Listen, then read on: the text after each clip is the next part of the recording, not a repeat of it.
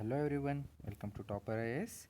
So as part of our daily series, today also we will discuss a few news taken from Hindu as well as from PIB. Okay, so let's get started. So the first one is with respect to a DSR technique. Actually, paddy farmers in Punjab are taking to DSR technique. So this is the article headline. So what is DSR is nothing but direct seeding of rice. So locally they call it as tarvatar, good soil moisture.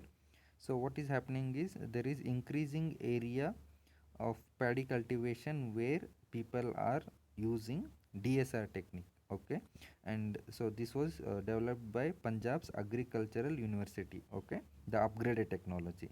So what is this significance or the importance of this is uh, basically in this technique a pre-sowing irrigation is applied in a level field and the primed seed is sown immediately. See what was happening earlier, there was a irrigated land and then you are transplanting a paddy, but now in this technique pre-sowing irrigation is already applied in a level field and you are sowing the seed immediately, so there is no transplantation. And in obviously because of transplantation, to transplant also you need workers, right? And even water is also saved. So that is nothing but DSR method helps in n number of positives. It helps in saving a lot of groundwater because crop does not need frequent irrigation as in the case of puddle paddy field.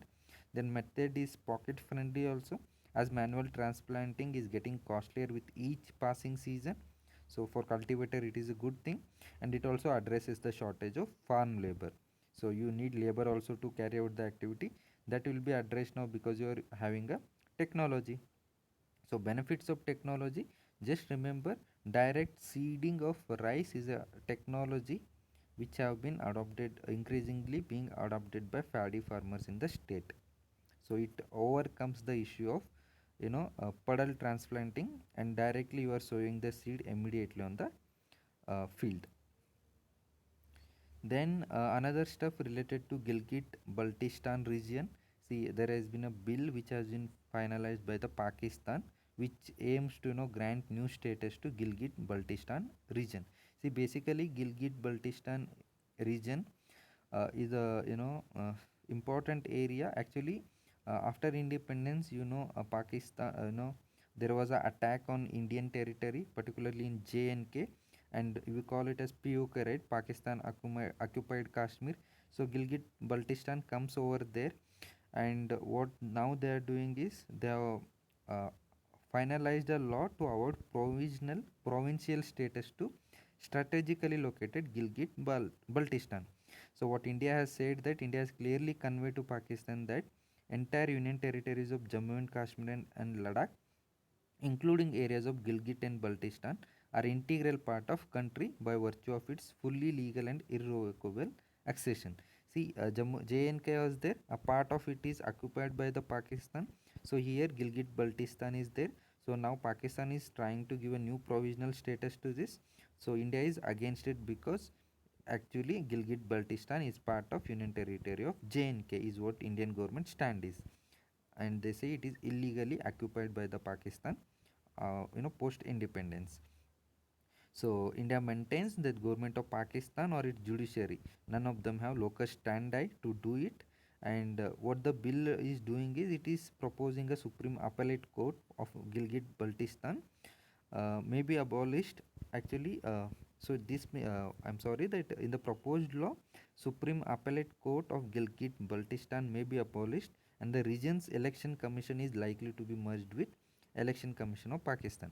See, more than the provision, what is important is you remember Gilgit Baltistan falls in the Pakistan POK region, so they are trying to give it a new status. So actually, India's stand is it is part of Union Territory of J&K.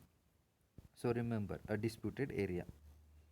Then next is with respect to UNSC presidency. India has taken over the presidency of UNSC for a period of month of August, right? So what is the stand of India? What is the statement is like? India will always be a supporter of international law. So this is what is said by our external minister. So minister said that India will always be a voice of moderation, an advocate of dialogue and proponent of international law. So this is statement is significant given the, in the context of freedom of navigation in South China Sea. So respecting international law in the sense you are respecting the laws in different spheres. So in the maritime sphere also, the laws are guided by the principle of freedom of navigation. So but there is a issue in South China Sea. It has been said that China is aggressive in South China Sea, so that might hamper freedom of navigation, affecting entire world trade. So this statement assumes importance in that sphere, that countries should adhere to international law. So other experts also say that India should also focus on four major Asian conflicts. Which are those four major? You see in Afghanistan. So the rise of Taliban, Afghan government crisis that is going on. Then in Myanmar, Rohingya Muslim issues, like it has been said that there is a genocide against Rohingya Muslims and these people are fleeing, right? So that issue is there. Then Yemen crisis is also there, and also Syria crisis are also there. So Yemen crisis, civil war, Syria also civil war against the regime. So these crises are there. So what experts say is that India should focus on these issues as well, apart from China issues.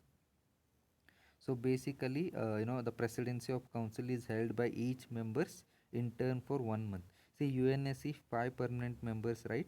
10 non-permanent members, and members will be holding a presidency for a period of just 1 month. Remember, keep in mind, because can be asked in your prelims. Then coming to United Nations Security Council, see, it is one of the 6 principal organs of the United Nations. So what does it do?